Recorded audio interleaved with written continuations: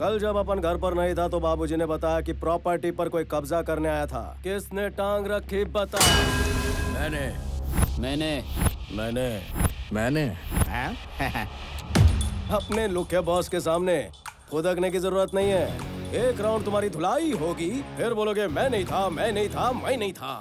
अबे लुखो, अगर किसी को माफ करना है बोलना है तो अभी बोल दो, क्योंकि जब हाथ चलता है तो कान को सुनाई नहीं देता। हमारे इलाके में आके हम इसे शान पट्टी, हाँ? तेरी तो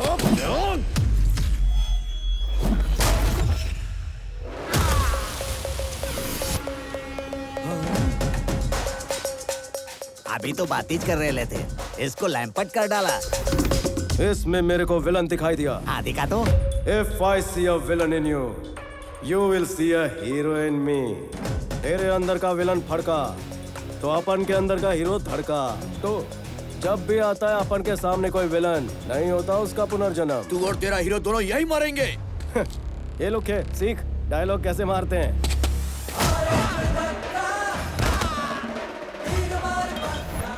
लगाना पूरा फिल्मी हीरो। डर गया। हीरो के सामने विलन चिल्लाते नहीं।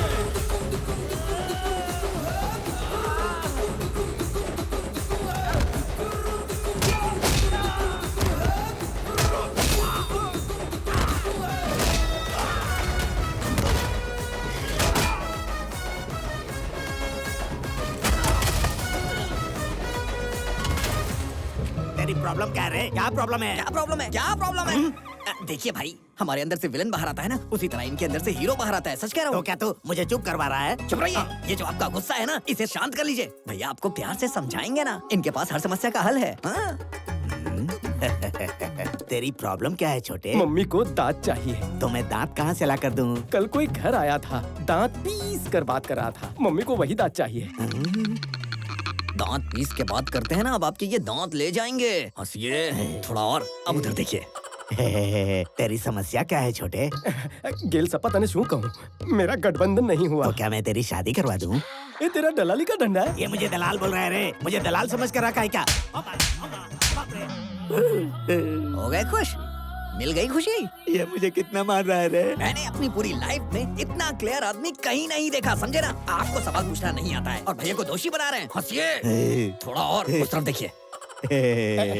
तुमने कहा मैंने धमकी दी है? मैं तो रोज 10-15 को धमकी देता हूँ। अब तुम्हारे पिताजी कौन है मुझे कैसे पता चलेगा भाई? एक मिनट। हाँ। बापू छोड़ा, एक राउंड થઈ ગયો। गयो इंटरवल चल रहा है। क्यों रे? मुझे भी दिखाओ। देखना। अबे तू इसका बेटा है क्या? इस घर को हड़पने के लिए तेरे परिवार को खत्म कर देंगे। भुदक रहा है। अंदर का विलन भुदक रहा है। बॉडी के स्टोर रूम में वो ज्यादा टिक नहीं पा रहा है। गुलाटी मार कर बाहर आ रहा है। पकड़ रहे। ये राधा, बहुत दिन से बोल रही थी ना मेरे बेटे ने किसी की पिटाई नहीं की। देख देख देख। मेरा बेटा। अरे सुन, तेरे भैया आज फुल एचडी में मारने वाले, जरा आके देख तो सही।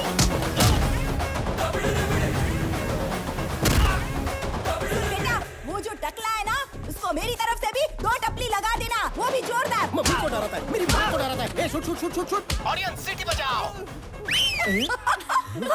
ये क्या कर रही हो माँ जी? अपने बेटे को मत उकसाओ। आपको पता नहीं है कि गुंडों का इंश्योरेंस भी नहीं होता। इंश्योरेंस पॉलिसी नहीं तो पंगा क्यों लिया? बहुत टेढ़ा आदमी है वो। पहले धुलाई करता है, फिर सुखाता भी पता है। नहीं था, मेरा टाइम खराब है। अरे बाप रे, टाइम से याद आया। बेटा तेरे को ऑफिस नहीं जाना है, देर हो जाएगी। अरे धुलाई में बहुत मजा आ रहा था माँ। इसे छोटी सी वार्निंग देकर कल्टी लेता हूँ। जय श्री कृष्ण। बापू ने एक ही बात सिखाई, जब भी लड़ाई झगड़ा हो बिना सोचे समझे दुश्मन को चीर फाड़ दो। इतना डोज काफी है? काफी है। हंसते हुए बोलिए। काफी है। थोड़ा और। काफी है। खूब भालो। माँ को शेंडी लगा कि वार्निंग दूंगा। हाँ। वैसा अपन का सिर्फ डायलॉग बोलना फैंस को नहीं जमता। मार धाड़ इज मस्ट। फर्स्ट गलती थी तेरी, साइलेंसर लेकर आया। अगर तूने रिपीट टेलीकास्ट किया तो साइलेंसर नहीं तलवार लेकर आऊंगा। अब सोच, जहाँ जहाँ साइलेंसर लगा वहाँ तलवार लगेगी तो क्या होगा?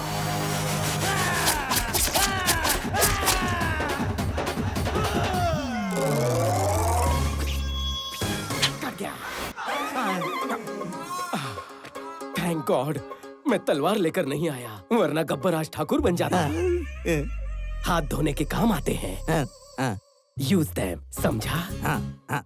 हवे हो जाऊं? Thank you. कुछ चाहिए? कुछ नहीं चाहिए, आप जाइए। चाहिए।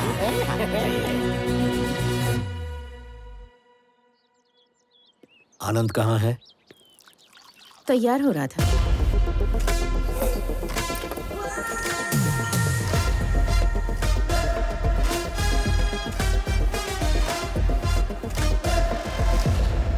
Sir, tablets. वाइजैग में कोई इशू हुआ था? सर वो वाइजैग में हुआ क्या था? हैदराबाद में सर्वे करना, एक ऑफिसर अपॉइंट करना। ऑलरेडी बात हो चुकी है सर, वहाँ सिर्फ कनेक्शन करना है। आप चाहें तो वेरीफाई करवा दीजिए।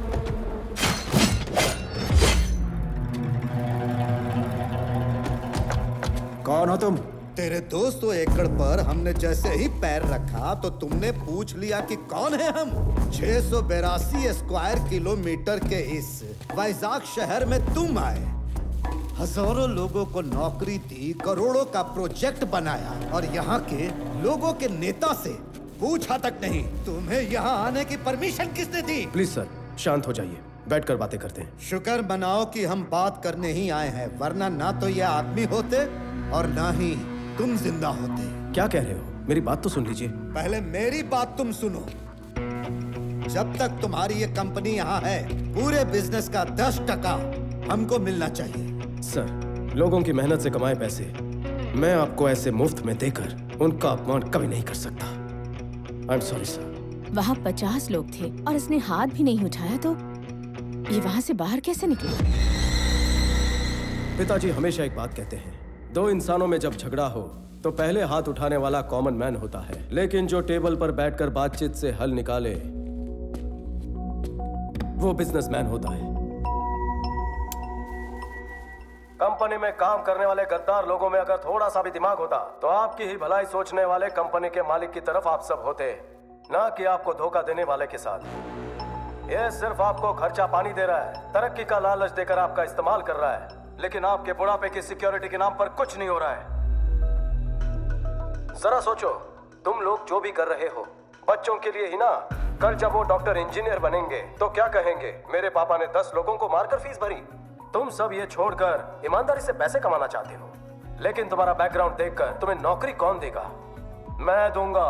अगर तुम इज्जत से जीना चाहते हो तो तुम सबको नौकरी देने का भरोसा मैं देता हूँ।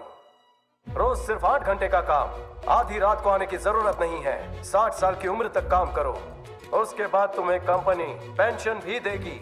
मरते दम तक किसी पर डिपेंड रहने की जरूरत नहीं है। मेरी कंपनी को डिलीवरी बॉयज चाहिए। इस शहर की हर गली और कोने को तुमसे बेहतर कौन जान सकता है? सोच कर देखो। रोज तुम लोग गुंडागर्दी करते रहते हो, ना ही इससे तुम्हें खुशी मिलती है ना ही घर वालों को। अगर फिर भी तुम्हें सिर्फ इसकी गुलामी करनी है तो मुझे यहाँ से निकाल कर दिखाओ। तुम लोग खड़े होकर इसकी कहानी क्यों सुन रहे हो? जाओ मारो इसको।